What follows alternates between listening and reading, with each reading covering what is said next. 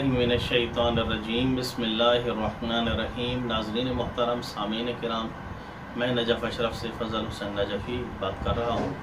आज हम जिस मसले के ऊपर डिस्कस करना चाह रहे हैं, ये हमारा पहले मसले से रिलेटेड है। हमारी पहली वीडियो से हम शकियात नमाज के ऊपर डिस्कस कर रहे थे।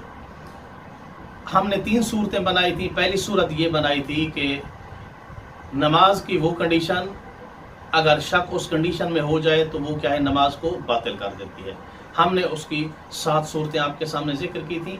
आज जिस चीज़ को हम बयान करना चाह रहे हैं, ये ऐसा शक है, अगर नमाज के अंदर ऐसा शक हो जाए या नमाज के बाद हो जाए तो इस शक की परवाह नहीं करनी चाहिए। तो इसकी भी उन्होंने 6 सूरतें बनाई हैं। इसकी 6 सूरतें उन्होंने बनाई हैं। यानी अगर इन 6 सूरतों में से कोई एक शक भी अगर नमाज में हो जाए या नमाज के बाद हो तो उस शक की परवाह नहीं करनी चाहिए और आपकी नमाज क्या है, ठीक है। पहली जो सूरत है इसकी वो ये है कि जिस शक की परवाह नहीं करनी चाहिए वो ये है कि किसी फेल का मौका महल गुजर जाए। मिसाल के तौर पर आप अलहम्द पढ़ रहे हैं, अलहम्द पढ़ते हुए आपको शक हुआ है कि मैंने तकबीरतुल इहराम पढ़ी है या नहीं पढ़ी, तो इस सूरत में आपको तकबीरतुल इहराम की परवाह नहीं करनी चाहिए। आपकी नमाज क्या है, ठीक है। इसी तरह से आप क्या है, सलाम पढ़ रहे हो, सलाम में आपको शक हो कि मैंने सजदा किया है या नहीं किया, तो इस शक की भी आपको परवाह नहीं करनी चाहिए। मैंने अर्ज किया है कि अगर एक फेल का महल गुजर जाए, मकाम गुजर जाए, तो आप किसी दूसरे फेल में चले जाएं, तो इस सूरत में पिछले फेल की परवाह नहीं करनी चाहिए। ये इसकी पहली सूरत थी। दूसरी सूरत यह है कि आपने सलाम पढ़ लिया है, सलाम फेर लिया है आपने। सलाम पढ़ने के बाद यानी नमाज को ख़त्म करने के बाद आपको शक हुआ है कि मैंने नमाज का फलां जुज़ पढ़ा है या नहीं पढ़ा, अंजाम दिया या नहीं दिया, तो सलाम के बाद भी अगर आपको शक होता है तो उस शक की भी आपको परवाह नहीं करनी चाहिए। तीसरी जो कंडीशन है, तीसरी जो सूरत है वो ये है कि नमाज का वक्त गुजर जाए। मिसाल के तौर पर आपने ज़ुहर की नमाज पढ़ी है और असर की नमाज पढ़ी है, अब मगरिब की आज़ान हो गई है। अब जो ही मगरिब की आज़ान हुई है, आपको ज़ुहर और असर वाली नमाजों में शक होने लगा है कि मैंने फ़लाँ चीज़ उसमें पढ़ी है या नहीं पढ़ी, तो इस सूरत में भी जब नमाज का वक्त ख़त्म हो जाए तो इस सूरत में भी पिछले साबिक़ा शक की परवाह नहीं करनी चाहिए। आपकी नमाज क्या है, ठीक है। चौथा जो शक है वो मामूम और इमाम का है। मिसाल के तौर पर इमाम को शक होता है और मामूम को एक चीज़ याद होती है, मामूम उसको इमाम को क्या है वो याद दिला देता है, तो इस सूरत में जो इमाम है वो अपने शक की परवाह न करे और मामूम के हाफ़ज़े के ऊपर अमल करते हुए नमाज को तमाम करे, उस शक की वो परवाह न करे।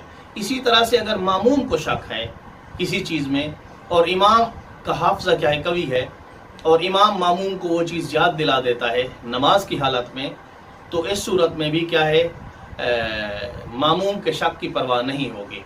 यानी मामूम और इमाम एक दूसरे के ऊपर क्या है, एतमाद कर सकते हैं।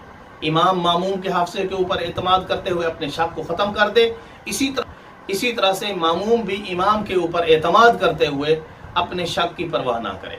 यानी एक दूसरे के हाफ़ज़े के ऊपर एतमाद करते हुए इमाम और मामूम अपने शक को रफ़ा कर सकते हैं और उनकी नमाज क्या होगी, ठीक होगी। पांचवी जो किस्म है वो ये है कि आपको नमाज एहतियात में, जिसको हम आगे जाकर इंशाअल्लाह जिक्र करेंगे, नमाज एहतियात क्या होती है। नमाज एहतियात में शक होता है या किसी मुस्तहब नमाज में शक होता है, तो इसमें शर्त ये है कि आपका शक ऐसा ना हो कि जो बातिल की तरफ जा रहा हो। मिसाल के तौर पर आपको मुस्तहब नमाज में शक होता है कि मैंने 2 रकात पढ़ी है या 3 रकात पढ़ी है, तो 3 रकात जो है ना, लाजमी बात है मुस्तहब नमाज क्या होती है, हमेशा जो सुन्नत नमाजें हैं वो 2 रकात होती है, तो 3 वाला शक उसको क्या कर देता है, बातिल कर देता है।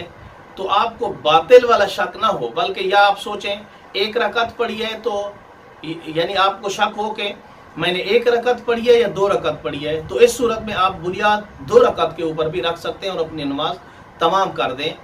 तो मुस्तहब नमाज का जो शक है वो भी नमाज को बातिल नहीं करता। शर्त उसमें यह है कि आपका जो शक है वो नमाज के बुतलान की तरफ ना जाए। यानी 2 रकात अगर आप मुस्तहब पढ़ रहे हैं, आपको शक हो जाए کہ یہ میں نے 3 رکعت پڑھی ہے یا 2 رکعت پڑھی ہے، تو لازمی بات ہے جو 3 رکعت والا شک ہے، مستحب نماز 2 رکعت ہوتی ہے، 3 رکعت تو نہیں ہو سکتی، تو یہ جو 3 رکعت والا ہے یہ کیا ہے، مستحب نماز میں مشکل پیدا کر سکتا ہے۔ لیکن اگر آپ کو شک ہے کہ میں نے 1 رکعت پڑھی ہے یا 2 رکعت پڑھی ہے، تو اس صورت میں اس شک کی آپ کو پرواہ نہیں کرنی چاہیے۔ 1 رکعت پڑھی ہے تو 1 رکعت اور پڑھ لیں گے، اگر آپ نے دوسری رکعت پڑھ رہے ہیں تو یہ بھی نماز کو باطل نہیں کرتے۔